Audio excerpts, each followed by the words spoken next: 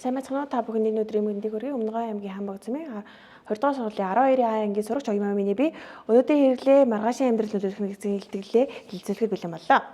Америк нэгдсэн улсын Сиэтл хотын одоогийн дарга Берс Харл нэгэн удаа хэлсэн байдаг. Бид дэлхийг биш, дэлхий биднийх. Яг үүндээ гэвч хүмүүс ингээд дэлхийг яг өөрөөсдийнхөө мэдээр ашиглаж өөртөө ашигтай байдлаар л хэрэглэдэг. Хэзээ ч дэлхийг ингээд ямар байгаа бол дэлхийг ингээд хэрхэн сайжруулах вэ гэдэг талаас биш. Харин дэлхийн ашигтай энийг ингэжүүл ингээд надад ашигтай байна да гэдэг талаас нь л үздэг. Энэ өнөөгийн нийгэм тулгараад байгаа хамгийн том экосистем тулгарч буй хамгийн том асуудал юм. Үнийг бид хүний экосистемд үзүүлбэл сөргөндөд гэж хэлдэг. Тэгвэл экосистем гэж яг юу юм бэ гэх юм бол экосистем гэдэг бол амьд организм ба тэдгээрийн хүрээлэн байршны хоорондын уялдаа холбоог хэлдэг. Экосистемийг сөрөг нөлөөх хоёр ангилж үздэг л дээ. Нэг нь болохоор хүний буруутай үйлдэлийг, нэг нь болохоор 80-аас 90%, үлдсэн хувийг болохоор байгалийн үзэгдэл болон эзэлдэг. Тэгвэл хүний буруутай үйлдэлийг ингээд цааш нь дахиад дэлгэрүүлээд аваад үзэх юм бол нэгдүгээр оймод усгалд 25%, бохирдол буюу усны бохирдол, агарын бохирдол нь 20%, дэлхийн дулаалд ба уур амьсгалын өөрчлөлт нь 37%, биологийн төрөл зүйл мөхөж устгах нь 5%, шинэ ургамал нутагшуулах нь 5%, хэд их нөөцийн ашиглалт нь болохоор 8% эзэлж байна. Би эндээс болохоор хамгийн их хувь эзэлж байгаа уур амьсгалын өөрчлөлт болон дэлхийн дулаалыг авч үзээд судалж үзье. Уур амьсгалын өөрчлөлтөөр хамгийн их нөлөөлж байгаа зүйл нь хүмүүс ингээд CO2 гэж боддог шүү дээ. Угаасаа ингээд CO2-ыг л ингээд хүмүүс ингээд мэддэг. Бусад ингээд уур амьсгалын өөрчлөлт нөлөөлж байгаа зүйлийг мэддэг. Тэнгүүд CO2 гингүү шууд утаа тортог ингээд хөгжингөө орнууд л ингээд CO2-ыг ингээд маш ихээр ялгаруулдаг. Хөгжингөө орнууд л ингээд их ингээд үйлдвэрлэл хийж гэн, тоног төхөөрөмж гаргаж байна. Тэр маш их утаа байна. Тэнд ингээд маш их ингээд зүйлүүд байна. Зүгээр л ингээд жирийн малчин бий бол ингээд ямар ч тийм CO2 ялгаруулдаггүй гэж боддог. Гэхдээ яг үнэндээ CO2-ыг хүн өдөр тутамдаа багаар ялгаруулж лээдэг. Хамгийн сайн мэдэх нь болохоор жолоо барих машин. За 10 км ингээд явхад 2.5 кг CO2 ялгаруулдаг. Харин шүршүрд 10 минут ороход болохоор 1.5-аас 2 кг CO2-ыг ялгаруулж идэг.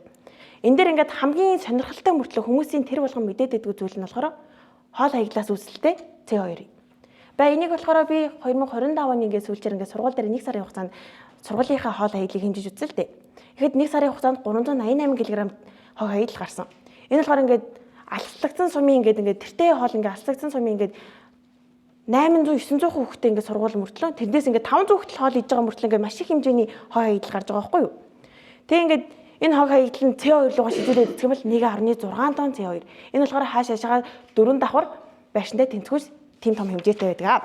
Тэгвэл ингээд алслагдсан сумын ингээд ийм жоохон сургуульд нь л ингээд ийм их хэмжээний ингээд CO2 ялгараад байгаа бол дэлхийн нийтийн бүх сургуульд ингээд хэр их хэмжээний CO2 ялгарх вэ гэдгийг тооц үзсэн. Монгол улсад болохоор одоогийн байдлаар 871 сургууль бүртгэлтэй байт юм лээ. Үүнийг болохоор бидний ингээд дунджаар гаргаж ирсэн 388 кг ингээд үржүүлж үзэхэд 1397 кг тонн CO2 ялгарсан. Ялгархаар тооцогдож илээ. Энэ болохоор ингээд эзлэгүүнээрээ хэр их хэмжээтэй байх юм бол 556 барилгатай ингээд хаашаашаа 556 барилгатай тэнцвэрс ингээд тийм их хэмжээний хог хаягдл үүсгэр байна. За. Үүн дээр ингээд би яг юу хэлэх гээд байгаа юм хэрэг хүн өдөр тутамд хийж байгаа бяцхан үйлдэлээс маш их хэмжээний CO2-ыг ялгаруулж идэг. Тэгэд хүний ингээд хамгийн том асуудал болохоор зүгээр л буруу ташаа ойлголт. Одоо ингээд багчууд ингээд жирийн иргэд болохоор ингээд CO2 ингээд за ингээд уур амьсгалын өөрчлөлт болоод байна. Та ингээд уур амьсгалын өөрчлөлтийн талаар ямар мэдлэгтэй байна вэ? Ингээд энийг хэн ингээд уур амьсгалын өөрчлөлтийг хит ихээр ингээд нэгүүд шууд уул уурхай. Ингээд энэ том дарганууд ингээд угаасаа энэ уул энийгээ дэмжихгүй байгаа юм чи бид нар угаасаа одоо юу их хэвдээ. Энэ уул уурхай чи ингээд уйдлагаа амар их олборлол хийгээд ахарч угаасаа усыг ингэж их ашиглаад ахарч бид нар яаж усаа хэмнээд угаасаа ашиг болдгийг их мэтээр хариулдаг. Энэ үнэндээ бүр хамгийн буруу ташаа ойлголт. Эд хөрөнгөтэй хүмүүс л энийг ингээ өөрчилж чадна гэсэн үг биш.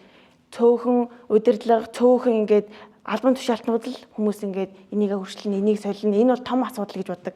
Гэхдээ яг үнэндээ бидний ингээд жижигхэн хийж болох сая ингээд хоолны хаягдлаас шалтгаалаад уур амьсгалын өөрчлөлт багасжуулдаг.